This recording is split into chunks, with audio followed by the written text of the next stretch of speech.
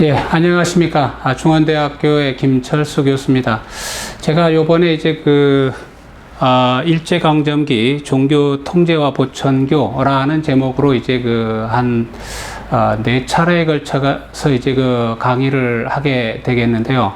실질적으로 제가 최근에 책을 2권을 이제 출간을 했습니다. 그게 뭐냐면은 잃어버린 역사 보천교, 그 다음에 또 숨겨진 역사 보천교, 이렇게 해서 2권을 출간을 했는데, 사실 이걸 보고 어떤 분들은 이게 어떤 보천교라는 어떤 종교에 좀 많이 관여된 그런 책으로 보기도 합니다만은, 거기서 이제 제가 의도하고 있는 바가 있습니다. 그게 사실 요번 4번 강의를 통해 가지고 제가 이제 시도하고자 하는 내용입니다. 이건 뭐냐면은 일제 시대를 보는 여러 가지 관점의 문제입니다.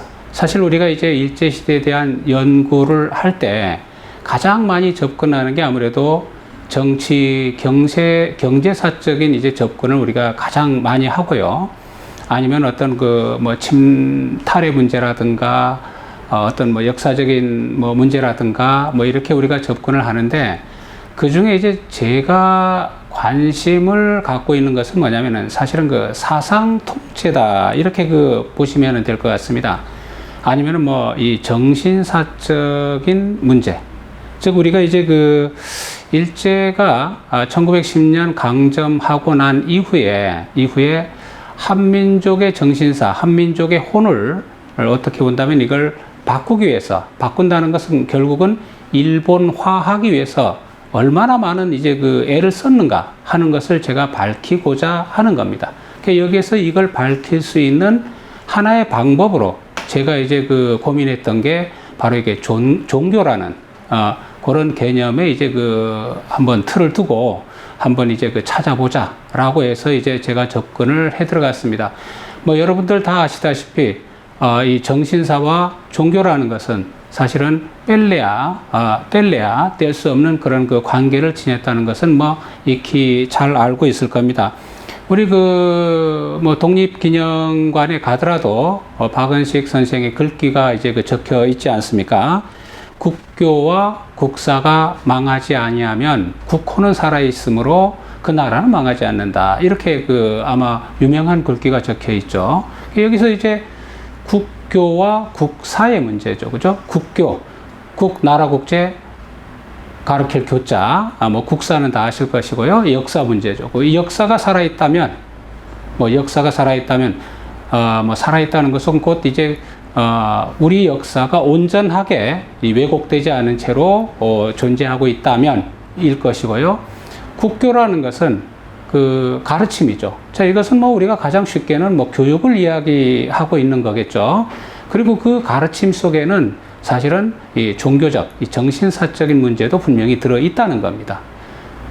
만약에 그게 살아있다면, 즉, 망하지 아니하면, 이건 분명히 국혼, 그 나라의 얼과 혼이 살아있기 때문에 그 나라는 절대로 망하지 않는다 하는 그런 이야기죠. 그런 쪽에서도 우리가 이제 제가 이제 정신사적인 문제를 다루고 왜 종교라는 개념을 들고 이것을 다루게 되었는가를 이제 익히 우리가 알 수가 있을 것 같습니다. 그래서 저는 지금까지 냈던 두 권의 책을 바탕으로 해서 그런 문제들을 하나씩 이제 풀어가도록 하겠습니다.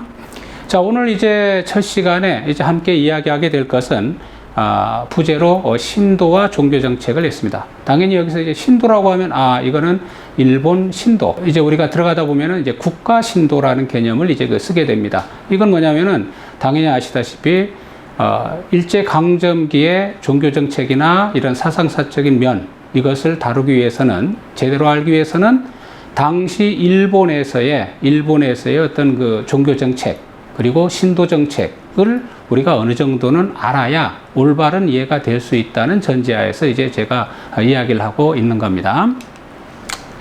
자, 이제 문제 제기를 제가 이제 합니다. 크게 한 두 가지로 이제 압축을 했습니다. 사실은 이제 일제강점기 종교란 뭘까 하는 겁니다. 그죠? 요거는 현대에도 적용은 되겠지만은 그렇지 않습니까? 당시의 종교, 물론 이제 이때는 이미 캐톨릭이라든가 천주교라든가 뭐 프로테스탄트 지금 다 들어와 있고 또 뭐 불교도 있었죠. 다 있었습니다만은 사실은 제가 그런 큰 종교들보다도 당시에 소위 우리가 민족 종교라는 그런 쪽에 조금 천착해 보려는 그런 생각을 갖고 있습니다. 그래서 사실 이 종교란 과연 뭘까? 일제시대에 어떤 의미를 갖고 있었을까? 그렇다면은 일제의 종교 정책은 아까 제가 말씀드렸듯이 어떤 사상 통제, 어떤 정신사적인 통제와 이제 불가분의 관계를 맺고 있지 않았을까라는 것이 이제 제가 생각하는 가장 큰 관심사입니다. 식민지 상황이라는 것은 누구나 다 잘 알고 있다시피 모든 것이 다 비틀어지고 왜곡된 세상입니다.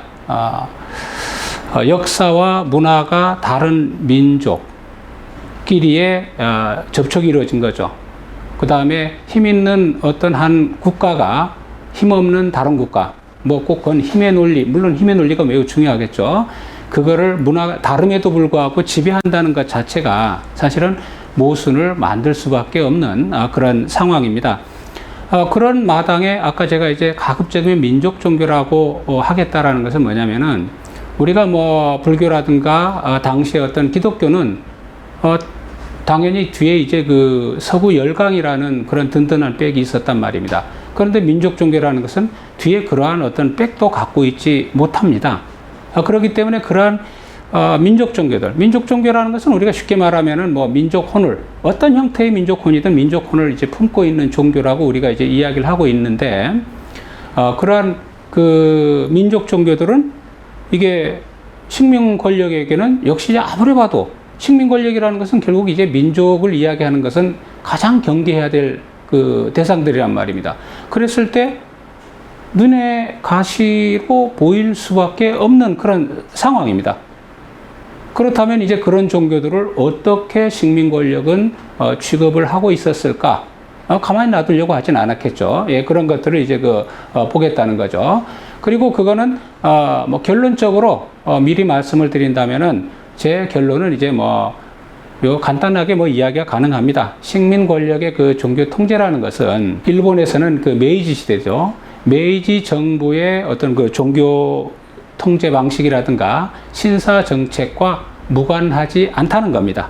무관하지 않다. 그래서 일본에서 성공했던 신도 정책과 종교 통제 방식을 이 식민지에 우리 한국 한반도에 이식시키려는 그런 시도일 것이다 라고 이제 생각을 하는 겁니다. 그거를 우리가 흔히 이야기할 때 동화 정책이라고 합니다. 동화 정책. 물론 이제 그건 여러 가지 다른 개념으로도 이야기를 하고 있습니다. 예를 들어서 나중에 쭉 나가서 보시면은 내선일체니, 그 다음에 이제 사국 구주하니, 아니면은 동조 동근론이니, 여러 가지 개념으로 이제 당시에 표현을 하고 있습니다. 자, 그러면 이제 제일 먼저 우리가 생각해야 될 것이 뭐냐면은, 자, 일제강점기 이게 종교란, 이걸 어떻게 봐야 될 것이냐 하는 겁니다. 상당히 조금 브로드하게, 상당히 큰 맥락에서 우리가 한번 살펴볼 필요가 있는데, 사실 이것을 볼 때 저는 자꾸 그런 이야기를 많이 합니다. 이제 19세기 전반에 대한 우리가 이해가 좀 필요하지 않을까라고 합니다. 이건 뭐냐면은, 우리 한국사에서 이 19세기는 저는 격동의 시대라고 이제 합니다. 1800년 시작 때부터 우리가 순조가 왕위를 이어받았죠. 순조가 이어받은 그 당시부터 어떤 세도 정치가 이루어지고, 또 수많은 국내외에 문제들을 내포하고 있었고, 한시도 하루도 편안한 그런 시절을 보내지 못했던 시기가 아마 이 19세기가 아닌가, 저는 그렇게 생각을 합니다. 우리가 어떤 사람들은 이것을 이제 밀란의 시대라고 이야기를 해요. 그러니까 순조가 등극을 하고 난 이후에 밀란이 엄청나게 이제 많이 일어나죠. 우리가 대표적인 것은 1811년 되면 홍경래난, 그죠? 서부 북쪽에서 이제 밀고 내려오는 뭐 그런 밀란도 있었고, 큼지막한 것만 보더라도 중반기에는 1862년 되면은 진주 밀란이 있죠. 뭐 양반의 어떤 뭐 신보를 깠다라는 그런 엄청난 뭐 무서운 그런 소리까지 전해지는 밀란, 그리고 전국적으로 이게 확산되는 그런 과정이 있었고, 그리고 여러분들이 가만히 생각하면 19세기 쭉 가다가 끝에는 뭡니까? 동학혁명이죠. 1894년에 동학혁명으로 매듭을 짓는다. 뭐 매듭을 짓는다기보단 그만큼 19세기는 이 격동의 시대였다는 겁니다. 그런 만큼 이제 어떻게 본다면 이 시대적인 전환기이고 이 민족적인 위기가 찾아왔던 것이 이 19세기가 아닐까라고 이제 그 생각이 됩니다. 물론 사상적인 혼란도 많았죠. 당시에 뭐 모든 뭐 아까 이제 뭐 천주교나 뭐 이미 들어왔지만은 천주교나 그 다음에 이제 19세기 말이 되면은 우리가 그 프로테스탄트도 이제 들어왔고요. 그 다음에 이제 중반기에 1860년 되면은 여러분 잘 알다시피 우리가 이야기하는 민족 종교의 효시죠. 동학이 창도가 됐고요. 그게 쭉 나가면서 이제 천도교로 이제 나가고, 또 뭐 유학 쪽에서도 이제 수많은 어떤 그 사상들이 이제 나타나게 되고요. 사상이, 수많은 사상들이 이제 뒤섞이는 뭐 그런 시대가 되었다. 그만큼 이제 뭐냐면은 혼란스러웠다는 겁니다. 그런 것뿐만이 아니고 삶도 힘들었죠. 뭐 이제 우리가 뭐 조선왕조실록이라든가 이런 것들을 보면은 당시 어떤 뭐 전염병, 어떤 천재들 끊임없이 이루어졌습니다. 뭐 그 전염병 같은 경우도 뭐 우리에게 많이 알려진 게 있죠. 뭐 신사년 괴질, 1821년에 신사년 괴질은 아마 상당히 유명했던가 봐요. 그만큼 뭐 요즘에 우리가 이제 뭐 코로나를 겪듯이 그 당시에도 우리가 병강세전에도 그런 이야기가 나타날 정도로 상당히 어떤 그 사람들을 위협을 하고 있었고, 그 다음에 이제 뭐 콜레라, 호열자라고도 이제 우리가 하고 있죠. 호열자, 뭐 시두, 뭐 이런 것들을 당시의 기록에서 보면은 한날 한시도 편한 날이 없었다 할 정도입니다. 그게 아니면 또 뭐 가뭄이 오고 홍수가 오고, 그야말로 이제 민중들의 삶이라는 것은 상당히 진짜 처참한 그런 상황을 견딜 수밖에 없었던 시기가 아마 이 19세기가 아닌가 뭐 이렇게 생각이 됩니다. 그런 와중에 아까 말씀드렸듯이 1860년에 이제 그 민족 종교의 효신 동학이 이제 창도가 되는 거죠. 물론 이제 그것은 이제 진행이 되면서 여러 가지 우여곡절을 이제 겪고, 그 다음에 천도교로 이제 다시 나타나게 되죠. 그리고 이 19세기에 우리가 놓쳐서는 안 되는 것이 뭐냐면은 지금 뭐 제가 이야기하게 되는 요지가 되는 거죠. 뭐냐면 일본입니다. 일본이죠. 일본과의 관계죠. 일본은 뭐 이때도 여전히 이제 이 한반도를 넘보고 있었단 말입니다. 이따가 뭐 메이지 정부를 이야기할 때 또 말씀을 드리겠습니다만은 계속 관심을 갖고 있었단 말입니다. 그리고 일본이 이 한반도에 이제 우리가 공식적으로 우리가 어떤 위협적인 존재로 나타나는 것을 다 알다시피 임진왜란입니다. 그 임진왜란을 겪고 난 다음에 상당히 일본에 대한 어떤 공포감, 일본은 언젠가 다시 이 땅에 들어올 것이라는 그런 생각을 많이 하고 있었지 않습니까? 그래서 이제 우리가 동학의 수은 최재우 선생도 안심가에서 개 같은 외적놈을 하늘님께 조합하다 일야간에 소멸하고 이런 이야기를 하지 않습니까? 그만큼 조심해라, 조심해라, 조심해라. 반드시 올 것이다. 대비해라. 하고 있단 말입니다. 이런 일본의 문제가 이제 사람들에게 상당히 민감한 문제로 이제 다가오고 있었단 말입니다. 자, 그런데 이제 약간 빈트를 달리해 가지고 이 종교라는 개념도 한번 고민해 볼 필요가 있습니다. 왜냐하면 이거는 사실 이 종교, 릴리전의 이제 번역어죠. 번역어로서 이 종교라는 개념이 우리 한국 역사 속에 등장했던 때도 바로 이 시기죠. 우리가 보통 학자들의 연구에 의하면 1883년에 한성순부에서 처음으로 이제 종교라는 개념이 보인다라고 이야기를 하고 있습니다. 그때 사실 그 종교, 릴리전이라는 개념은 우리가 이제 쉽게 말하면 상당히 기독교적인 개념입니다. 기독교적인 개념으로 이제 이야기를 할 수가 있습니다. 근데 그게 이 땅에 상륙을 했습니다. 물론 이제 일본을 통해서 온 거죠. 일본을 통해서 들어왔습니다. 그러면서 이제 이 종교라는 개념은 어떤 기독교라는 개념을 벗어나서 모든 그와 관련된 사상을 묶는 하나의 그 류적 개념으로 등장을 했단 말입니다. 그래서 이제부터는 뭐냐면 그 모든 개념들을 이제 요 속에 포함시켜서 이제 종교라는, 그리고 이제 종교 정책이라는 틀로 만들고 있단 말입니다.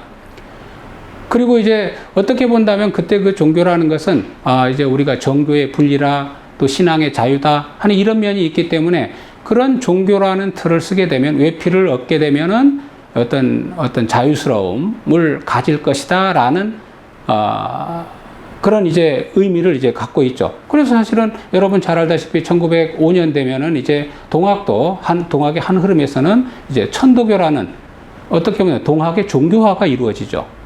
동학도 이제 천도교라는 이름으로 하나의 그 종교 단체로 이제 그 등장을 하고 있단 말입니다. 그래서 아까 이제 그 19세기에 저 수많은 그 환경 속, 그 좋지 않은 아주 격동의 시대, 이 환경 속에서 이 종교라는 개념도 아까 이제 1860년에 동학이 만들어지고 난 다음 그 이후에 종교라는 개념이 들어왔고, 이 종교라는 개념 속에 그 모든 것들을 이제 묻고 있단 말입니다. 이것들이 어떻게 이제 그 서로 연결되면서 지나가고 있는가 하는 것들을 이제 우리가 보는 게 상당히 그 중요한 내용이라고 생각을 하고 있는 겁니다. 자, 그러면 이제 오늘 아마 첫 강의에서 여러분들에게 제가 이야기하고자 하는 가장 그 주된 내용은 아마 이 메이지 정부에 대한 이해가 아마 될 듯 싶습니다. 왜냐하면 이 메이지 정부 시대에 이 신도 정책과 종교 정책이라는 것이 결국은 이제 식민지 조선에 이것을 이제 이식시키려는, 그리고 그것을 통해서 식민지 조선 민중들을 동원하고 통제하고 동화시키려는 그런 흐름을 보였기 때문에 이제 그렇습니다. 자, 여러분들 뭐 메이지 정부라는 것은 메이지 유신에 의해서 형성된 하나의 그 정부다라는 것은 뭐 누구나 뭐 잘 알고 있을 겁니다. 1868년 메이지 유신, 그 직전 해에 대정봉환이 이루어지죠. 그죠? 이거는 대정봉환이라는 것은 우리가 뭐냐면은, 이제 일본 그 역사에서 메이지 시대 이전에를 우리가 흔히 막부 시대라고 하지 않습니까? 쇼군, 각 지역의 쇼군이 지배하고 있는 막부 시대가 이루어집니다. 자, 그러다가 메이지 시대, 1868년 요때가 들어서면서 대정봉환이라는 것은 그 막부들, 쇼군들이 다스리고 있었던 통치권을 다 거두어가지고 이것을 일본의 왕, 우리가 흔히 소위 천황이라고 하죠. 천황에게 넘겨주는 겁니다. 봉환. 돌려주자는 겁니다. 돌려준다. 그러니까 어떤 면에서 이거는 우리가 흔히 왕정복고라는 개념으로도 이제 쓰일 수가 있습니다. 즉, 지금까지 막부 시대에 왕은 뭐 큰 힘을 갖고 있었던 것이 아니죠. 쇼군들이 다 이제 지배하고 있었단 말입니다. 다이묘들하고. 자, 그러다가 이제 그 통치권을 이제는 왕한테 이제 돌려준 겁니다. 일본 천황한테 이제 돌려준 겁니다. 그래서 이제 왕정복고, 왕이 이제 그 등장을 한 겁니다. 옛날에 했던 것이 다시 일어났다 해서 우리가 왕정복고라고도 이야기를 하죠. 판적봉환이라는 것은 어차피 토지라든가 어떤 그 백성들의 어떤 그 권리라든가 이 모든 것들을 다시 이제 천황한테 다 이제 옮겨줬다는 거죠. 예, 옮겨줬다는 것을 이야기를 하고, 그러다가 이제 그 1871년에 폐번치연을 이제 하게 되죠. 우리가 막부 시대죠. 그죠? 막부 시대 이제 번주, 그걸 이제 폐지하고 지금 같이 이제 무슨 우리로 말하면은 뭐 경상도, 뭐 그 경기도 하는 도가 되겠죠. 그런 이제 그 현을 만들었다. 그것은 뭐냐면은 중앙집권적인 통일국가를 만들었다는 거죠. 중앙집권적인 이제 통일국가를 이제 만들었다. 중앙집권 체제, 왕을 중심으로 하는 중앙집권 체제를 만들었고, 그를 통해서 근대 국가의 모습으로, 근대 국가 시스템으로 이제 완전히 접어드는 그런 계기가 됐다. 이게 우리가 흔히 말하는 일본의 그 메이지 유신, 메이지 정부의 출현이라고 이제 볼 수가 있을 겁니다. 자, 여기서 이제 우리가 관심을 갖는 것은 그 메이지 정부가 출현을 하면서 국민을 어떻게 통제하고 어떻게 동원을 했는가 하는 거죠. 그러니까 여기에 사용이 됐던 것이 제가 흔히 말하는 이제 종교 정책, 그리고 이제 종교 정책보다 더 나은 게 뭐냐면 신도 정책을 말하는 겁니다. 그랬을 때 이것과 관련된 것은 제가 이제 딱 보면 한 두 가지로 이제 압축을 시킬 수 있고, 그 중에 하나로 말하면은 아마 뭐니 해도 신도 국교화 정책입니다. 신도 국교화, 신도 신사, 일본에 우리가 이제 여행을 하게 되면은 뭐 어디 그 신사를 안 가본 사람은 아마 거의 없을 겁니다. 여기저기 마을마다 아마 신사가 다 있고, 큰 신사, 작은 신사가 엄청 많죠. 뭐 요즘에 어떤 기록들에 보면 한 뭐 20만 개소가의 신사가 있다, 뭐 이렇게 이야기할 정도입니다. 그리고 신사라는 것은 지금도 끊임없이 만들어지고 끊임없이 사라지는 것이 이제 그 신사죠. 자, 그런 신사를 중심으로 한 하나의 그 시스템을 우리가 신도라고 이제 그 하죠. 그 신도를 뭡니까? 국교. 국가가 관리를 하겠다는 거죠. 국교. 그죠? 국가가 관리를 하겠다 하는 게 되는 겁니다. 그리고 이제 메이지 정부는 누굽니까? 이제 아까 왕정부고 왕을 중심으로, 일본 천황을 중심으로 그걸 하겠다 하는 것이 신도 국교화의 가장 기본적인 틀입니다. 그리고 또 아까 한 가지, 두 가지에서 중요한 게 신도국교화라고 하면 또 한 가지가 우리가 고민을 해야 될 게 뭐냐면은, 뭐 여러분들 그 정한론이라고 이제 들어본 적이 있을 겁니다. 이거는 당연히 19세기 이제 당시 어떤 그 일본이 항상 이제 이 한반도를 넘볼 때마다 이제 끊임없이 나타났던 것이 아마 그 정한론이죠.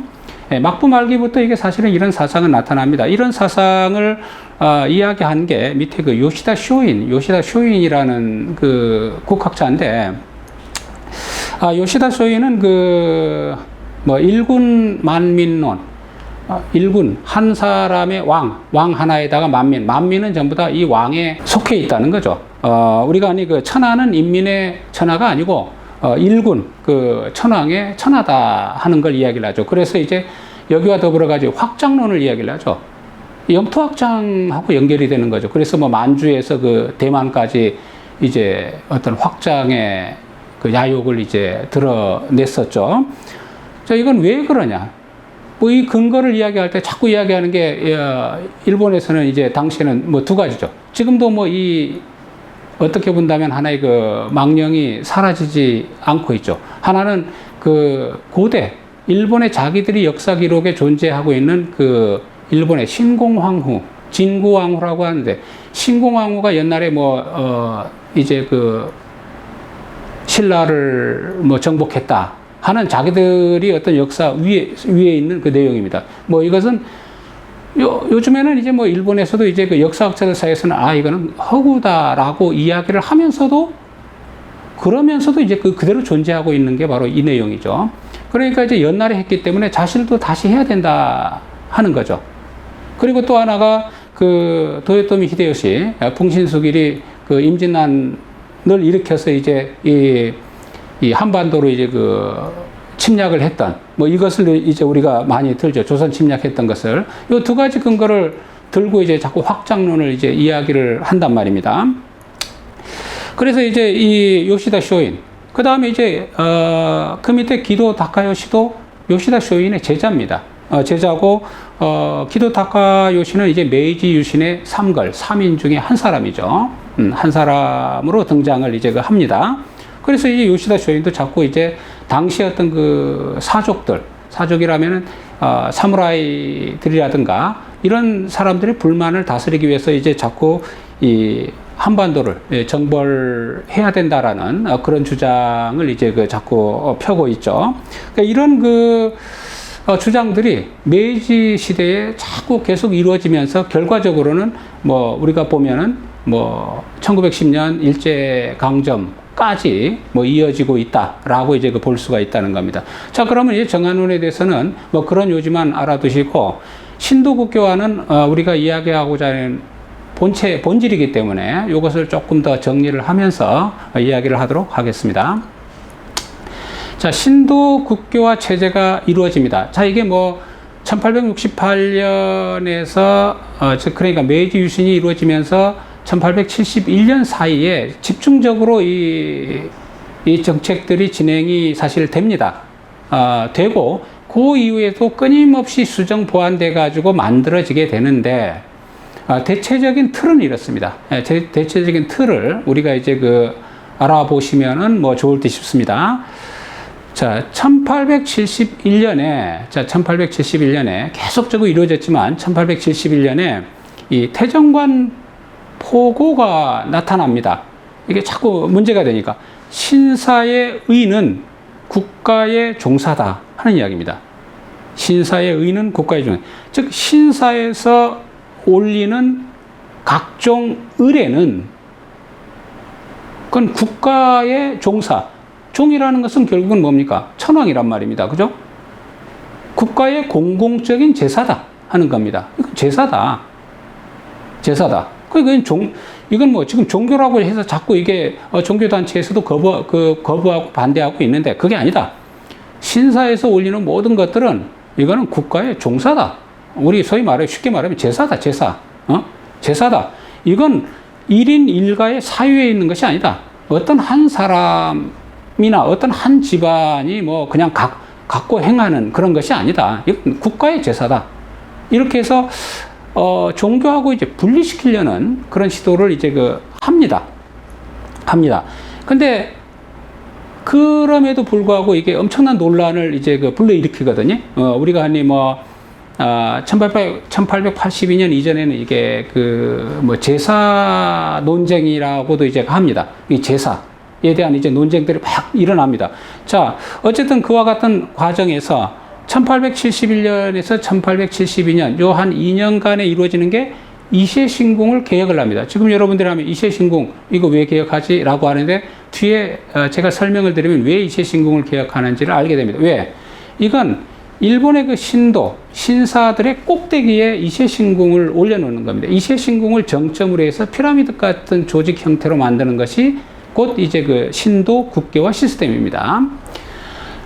자, 이런 논쟁을 펼치다가 1882년 되면은 이제 노골적으로 아예 이야기를 하는 겁니다. 신사신도는 종교가 아니다. 이 신사신도. 우리가 이제 신사신도와 교파신도로 나누는데 요즘에도 교파신도는 뭐 금광교나 뭐 천리교나 이렇게 했을 때 이런 것들은 종교인데 여기 신사신도는 이게 거의 아마 우리가 보면 국가신도라고 합니다.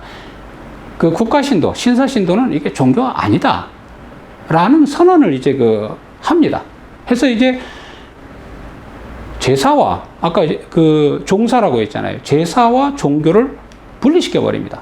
분리시킵니다. 근데 이게 분리시키면 종교는 종교, 제사는 제사, 종교는 종교, 신도는 신도 이렇게 이제 분리가 되는 게 아니고 사실 보면 뭐냐면 신사신도, 국가신도라는 것은 종교를 넘어선 종교가 돼버립니다. 오히려 종교 위에 군림하는 최고 종교가 이제 돼버립니다.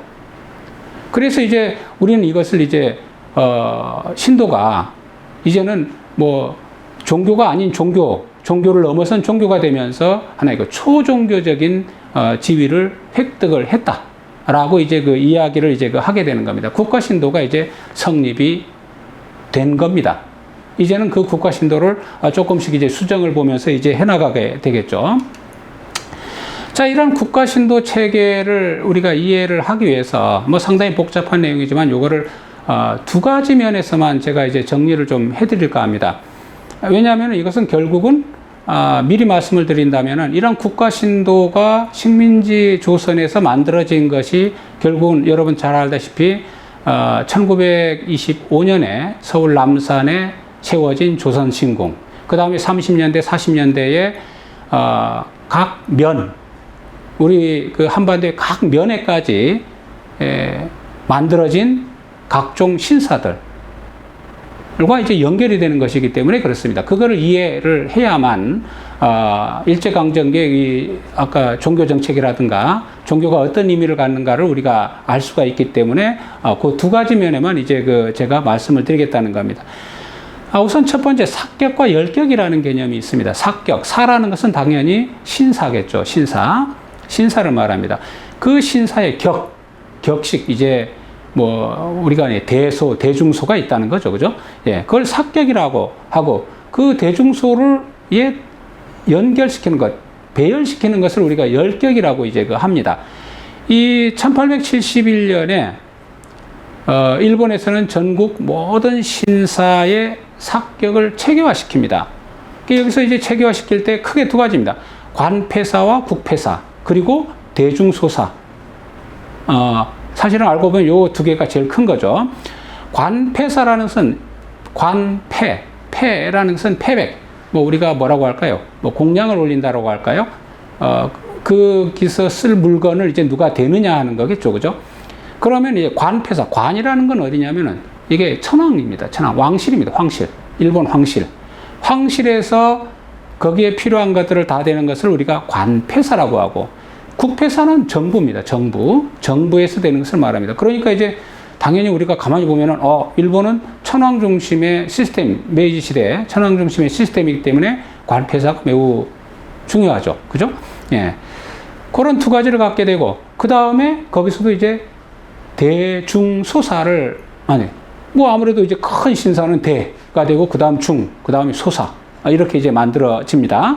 자, 이렇게 해가지고 관폐대사, 관폐중사, 관폐소사, 뭐 이제 국폐사도 대중소사, 뭐 이렇게 이제 만들어진 겁니다. 이게 그 위계서열을 딱 이제 지어놓은 거죠. 그 위계서열을 딱 지어놓고 그 위계서열의 제 꼭대기에는 뭐가 있다고 했습니까? 이세신궁이 있다. 이렇게 이제 이야기를 드린 겁니다.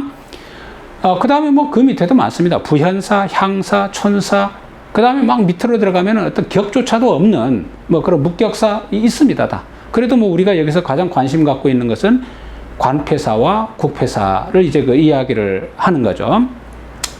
그리고 아까도 말씀드렸듯이 신사라는 것은 끊임없이 만들어집니다. 일본에서는 이 끊임없이 새로운 창건 신사인데, 이 창건 신사는 이게 뭡니까? 예를 들어서 1925년에 서울 남산에 조선 신사를 만들려고 계획을 한단 말입니다. 그러면 그 조선 신사의 삭격을 뭐로 할 것인가 하는 겁니다.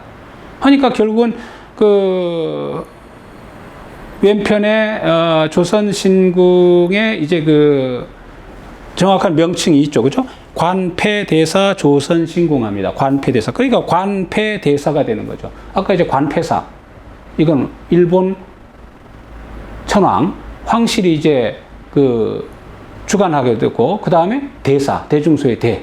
이게 아주 최고대. 그래서 이거 열격을 시킨 겁니다. 이런 거 많습니다. 그죠? 요거는 이제 일본의 그 시마네현에 있는, 또 뭐 이게 상당히 조금 중요한 우리 한민족의 역사와 연결돼서 중요한 그 의미를 갖고 있는 데가 하나가 있습니다만은, 이 추른 대사라 해서 이즈모 대사라고 합니다. 이즈모 대사. 여기도 대사가 돼 있지 않습니까? 뭐 이런 것들. 가보면은 뭐 대사, 그렇다고 이제 뭐 요즘에 어디 보면 중사, 소사 이렇게 쓰는 데는 없습니다. 당연히. 왜? 대사는 이제 떳떳하지만 나머지는 잘 안 쓰죠. 그래서 이제 뭐 관폐대사, 대사, 이런 이야기들은 지금도 흔적들이 많이 남아있기 때문에 여기저기 다니시다가 보면 저런 게 보면, 이거는 그 당시에 이런 의미를 갖고 있다. 삭격과 열격으로 생각을 하시면 됩니다. 자, 그 다음에 이제 두 번째 그 시스템을 이야기해서 두 번째 우리가 관심을 가져야 될 게 뭐냐면 제신입니다. 제신입니다. 제신이라는 것은 그 신사에 누구를 모시느냐는 겁니다. 누구를 제를 지내느냐, 제사를 누굴 제사하느냐 하는 문제입니다. 누굴 제사하느냐 하는 문제. 사실 1871년 이때는 이 제신에 대해서는 상당히 체계화가 안 돼 있었습니다. 그러다가 점차적으로 이제 체계화를 시켜가죠. 체계화를 시킵니다. 대략적으로 그 체계화의 방향은 이렇습니다. 기기신화. 우리가 그 기기를 이야기할 때 일본의 그 역사서죠. 그죠? 일본서기와 고사기라는 뭐 역사서라고 일단 합시다. 역사서. 우리로 말하면은 삼국사기와 삼국유사 이렇게 보면 되겠죠. 일본에는 그게 이제 일본서기와 고사기가 있습니다. 그 일본서기와 고사기, 이게 고사기가 712년, 일본서기가 720년경에 아마 그 편찬이 됩니다. 그때의 그 기기, 그 속에 있는 신들,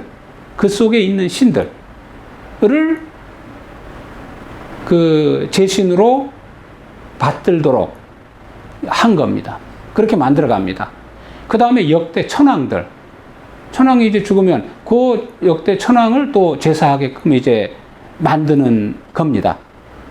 그래서 이제 거기서 이제 이 조금 전에 말씀드렸던 이제 그 이세신궁을 중심으로 신사의 피라미드식 재편성이 이제 그 쭉 이루어집니다. 이세신궁이라는 것은 이제 여기 있죠. 여기 이제 지도에 있습니다. 저기가 지금 미에현입니다. 미에현. 자, 아마 교토하고 도쿄 중간쯤, 지금 나고야 조금 밑에 있을 겁니다. 삼중현, 미에현이라고 우리가 하고, 거기에 이제 이세신궁이 있습니다. 그 이세신궁에 이제 있는 그 최고신이 바로 기기신화에 있는 우리가 천조 대신 아마테라스 오카미가 이제 이쪽에 모셔지게 이제 되는 겁니다. 모셔지게 된다기보다도 있었는데 그거를 이제 조금 더 이제 뭐 강화했다라고 이제 보는 게 오히려 나을 겁니다. 그래서 실질적으로 이제 이 당시부터 일본에서는 이제 이 기기에 아까 이제 일본석이나 고석에 나오지 않는 신사는 신을 모시는 일은 그거를 우리가 이제 음사라고 했죠. 이제 단호하게 이제 어떤 뭐 처벌을 받는다든가 아니면은 신사를 없애라, 폐사 통보를 받는다든가 하게 됩니다. 그리고 이제 여러분들 아마 이와 관련되면 일본에 여행하다 보면은 어떤 신사에 가면 이게 옛날에 우리 한반도의 신들과 연결된 데도 사실 있습니다. 한반도의 어떤 인물들과 연결된 그런 신사들도 있고요. 또 아니면 여러분들이 다니다 보면은 우리 뭐 고구려 신라 백제와 관련된 그런 명칭을 가진 신사들도 많이 있습니다. 사실은 이때 보면 그런 것들도 다 흔적을 지워나가기 시작합니다. 이걸 다 바꿔나가기 시작을 합니다. 뭐 그런 데가 꽤 됩니다. 보면은 예를 들어서 요 위에 거는 히노미사키 신사라고 하는데 요것도 이제 시마네현입니다. 시마네현이라면은 지금 우리 뭐 독도 갖고 자꾸 이제 시비를 걸고 있는 현이죠. 뭐 경상북도도 처음에 교류하다가 이제 다 끊어버렸습니다. 예. 끊어버렸는데 그 시마네현은 이게 신라하고 상당히 밀접한 어떤 역사적인 교류를 갖고 있어요. 실질적으로. 우리가 여러분들 아마 연호랑 세오녀 이야기 알고 있을 겁니다. 그게 이제 저쪽 이제 신라에서 일본으로 넘어가 가지고 뭐 태양이 되고 뭐 달이 되고 했다. 사실은 그와 관련된 신화를 갖고 있는, 그와 관련된 흔적들을 갖고 있는 게 다 시마네현입니다. 가보면은 지금도 그런 내용이 우리하고 비슷한 내용이 엄청 많습니다. 그쪽에 있는 히노미사키 신사인데, 여기도 역시 여기 잘 보이진 않습니다만, 여기도 역시 천조 대신 아마테라스 오가미라든가, 스사노라고 이제 아마테라스 오가미, 천조 대신의 남동생이라고 알려져 있는, 그것도 왜곡이 되어 있는 거지만은, 를 같이 이제 모시고 있어요. 근데 이제 저는 그게 중심이 된 게 아니고, 여기도 제가 이제 답사를 했습니다만은, 요 오른편에 이 산을, 한국산이라 합니다. 한국산. 우리가 말하는 그냥 이제 한국산입니다. 이게 가라쿠니라고 하죠. 가라쿠니. 사실은 이게 한국산이라는 게 가라쿠니, 약간 가야, 신라의 냄새를 이제 납니다. 가라쿠니 산이고, 이쪽의 신사가 원래 한국 신사였다라고 해요. 근데 지금은 흔적도 없이 사라졌습니다. 이게 이런 명칭을 다 바꿔버립니다. 근데 요 속에 있는 조그마한 게 있습니다. 가보면, 이건 사람들이 잘 찾아가지도 않습니다. 모릅니다, 또. 저도 이런 게 있는 줄은 꿈에도 몰랐습니다. 가보면은, 보이게도 만들어 놓지 않았습니다. 보면 모릅니다. 근데 이제 그 구멍으로 들어가가지고 이 속으로 머리 들이밀고 보면은, 거기 옛날 간판이 걸려 있습니다. 거기 보면 한국 신사 그대로 있습니다.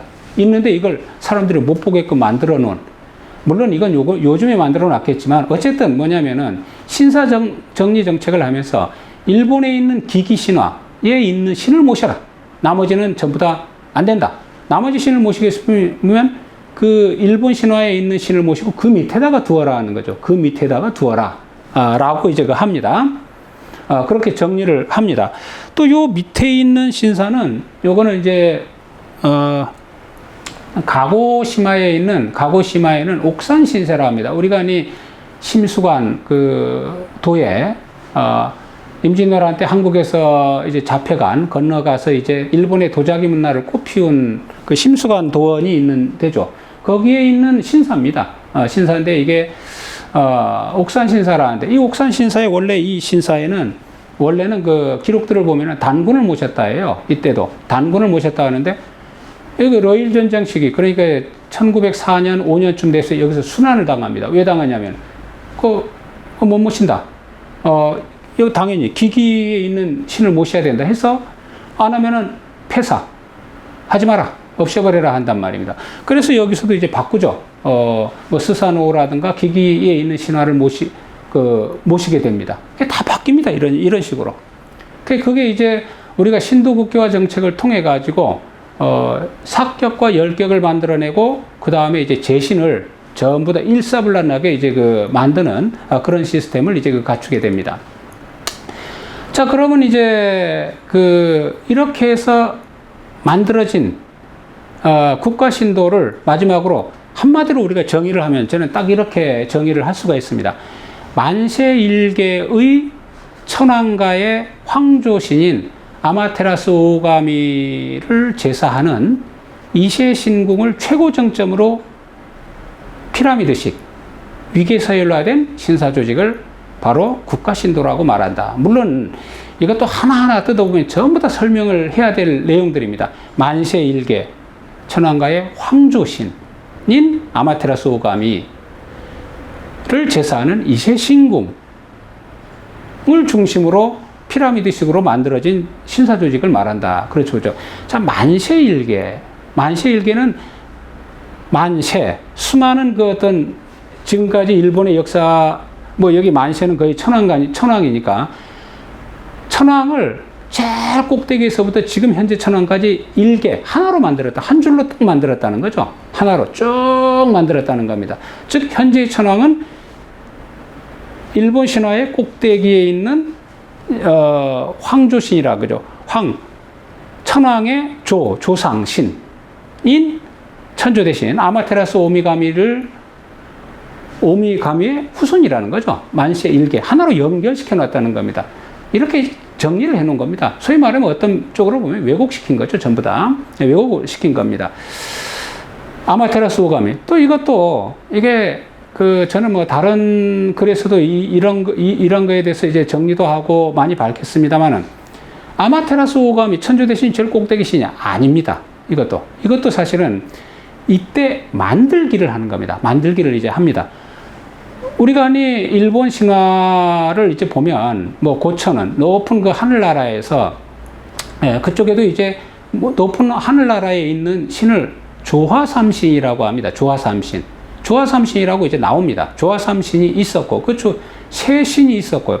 세 신 중에 고황살령신, 신황살령신, 고황살령신, 타카미 무스비노 미코토라 해가지고 이 고황살, 사실은 여기 보면 일본 신사 꼭대기, 여기 이세신궁에도 바로 그 위의 신을 사실은 모셨습니다. 근데 그 고황살령신 이런 것들을 나중에 찾다 보면은 우리 한반도에서 한국에서 고대에 모셨던 어떤 천신과 맥락을 같이 합니다. 실질적으로.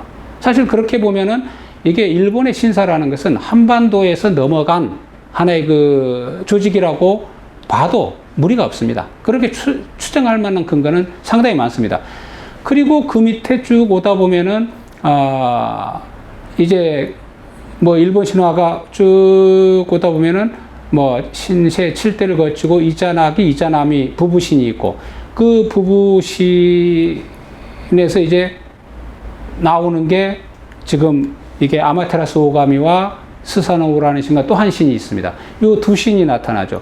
이 두 신이 정점이 되는 겁니다. 그래서 이 두 신 중에 이제 이 여신인 아마테라스 오가미를 자기들 계열의 잘 꼭대기로 이제 올려놓은 겁니다. 만들어냅니다.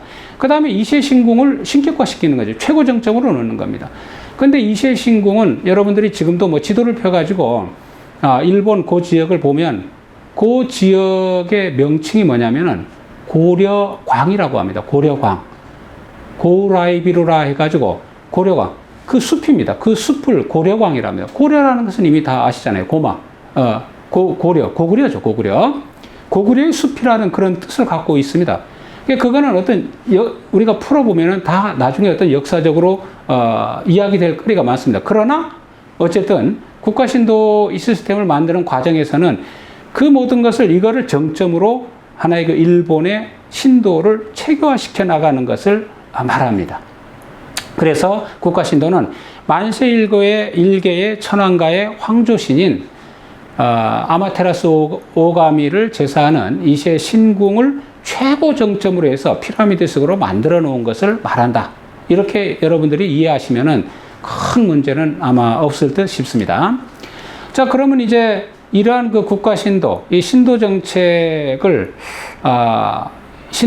결과적으로는 이제 이 한반도까지 식민지 조선에까지 이제 침투가 돼요. 침투라기보다는 이걸 갖고 와가지고 식민지 조선 민중들을 이제 소위 말해 정신사적으로 그 혼을 뺏으려고 이제 한단 말입니다. 그거를 보고자 하는 건데, 제가 이렇게 신도정책하고 종교정책을 이야기를 하면은 어떤 분들은 자꾸 이거에 대해서 이제 조금 태클을 거는 경우들이 있습니다. 뭐냐면은 신도정책과 종교정책은 분리해야 된다. 일본에서도 이걸 분리했기 때문에 분리를 해야 된다. 저도 이제 그거를 모르지는 않습니다. 그렇지만은 이게 특수한 상황입니다. 지금과 같은 상황도 아니고, 그런 특수한 상황에서 이 당시를 보면은 신도정책과 종교정책은 분리해서 이해를 하면 올바른 상황을 볼 수가 없다는 게 제 생각입니다. 그 신도정책과 종교정책은 이 메이지 시대와 식민지 조선에서 시행됐던 것은 너무 이게 맥락을 같이 어우러져 있다는 겁니다. 그렇기 때문에 이 둘을 동시에 이해해야 된다. 여기에 대해 가지고 이제 저뿐만이 아니고 많은 사람들도 이거를 이야기를 합니다. 자, 이 메이지 정부라는 것은 분명히 앞서도 이야기했지만 신도는 종교가 아니다. 이런 입장에서 메이지 정부의 어떤 그 국민들을 정신적으로 사상적으로 통제한 것은 이게 분명하단 말입니다. 때문에 이런 것은 어떻게 본다면은 메이지 정부의 위장된 종교 정책이라 보아도 큰 무리가 없다는 게 제 생각입니다. 천황을 정점으로 한 종교 정책을 국가가 시행할 수 있었다라고 이제 보는 겁니다. 무라카미 시게요시와 같은 이제 학자도 그런 이야기를 합니다. 국가신도라는 것은 뭐냐면 세계의 종교사에서도 희귀한 특이한 성격과 구조를 가진 국가종교다. 국가종교라고 이제 이야기해요. 국교잖아요. 이야기합니다. 국민에 대한 정신적 지배의 강화에 유효한 무기가 되고 있었다. 그렇게 봐야 된다고 하는 겁니다. 또 크로다 같은 사람도 이야기를 합니다. 신도는 자립성을 획득한 그 순간에 종교가 아니라는 점을 강변하는 종교로 전락을 했다 합니다. 그죠? 종교가 아니라는 점을 강변하는 종교다. 종교로 봐야 한다는 겁니다. 그렇게 취급을 해서 당시의 종교정책이든 이런 것들을 사상사적인 통제를 이해를 해야 된다. 이렇게 지금 보고 있는 거죠. 그리고 그 중심에는 항상 신도가 있기 때문에 뭐든 항상 중심이 뭡니까? 메이지 정부가 추구하고 있는 일본의 황실을 중심으로 해야 된다. 천황 중심으로 해야 된다는 거죠. 그래서 이토 히로부미도 종교에 대해서 이야기를 합니다. 당시. 종교란 뭐예요? 종교가 이제 사실은 국가의 어떤 기축이 되고, 그래서 사람 마음 깊이 침투해서 사람들 마음을 국가로 귀속시켜야 된다. 그러한 것임에도 불구하고 일본에서는 종교라는 것이 힘이 약해서 국가의 기축이 될 만한 것이 없다. 그러면서 이야기하는 게 뭡니까? 일본에서 국가 기축이 될 만한 것은 오직 황실이다. 이렇게 이야기를 합니다. 황실을 중심으로 종교정책이든 뭐든 다 펴나가야 된다. 이야기를 하고 있단 말입니다. 이렇게 해서 이제 메이지 정부라는 것은 어떻게 본다면은 이 국가 신도와 더불어 가지고 종교 정책을 펴나가는 종교 예속화 정책을 펴나갔다고 우리가 충분히 볼 수 있다는 겁니다. 그러면 이 국가 신도 하에 종교 정책들은 어떻게 되는가? 사실은 이 내용들이 나중에 이제 일제 강점기에 이루어지는 정책들이라고 보셔도 됩니다. 우선 뭐냐면은 공인교 정책을 씁니다. 종교와 종교 아닌 것을 인증을 하는 거죠. 공인을 하는 겁니다. 우리도 이제 그랬습니다. 나중에 보시면은 공인을 했습니다. 그래서 이제 보통 종교는 이거 뒤에는 이제 이 종교는 우리가 흔히 말해서 종교는 신앙의 자유가 있고 정치와 종교가 분리돼야 되기 때문에 이거는 뭐 국가가 보호하는 명목상으로 보호하는 그런 측면을 가져야 되고, 그러니까 보통 이제 뭐 요즘 말하면 교육부 문부성에서 이제 통제를 하고, 그 다음에 종교가 아닌 것은 이거는 단속하고 없애버리든지 통제를 해야 되는 거란 말입니다. 이러니까 이쪽에서는 이제 경찰서, 경보국에서 이제 담당을 하도록 이게 분리시켜버립니다. 분리.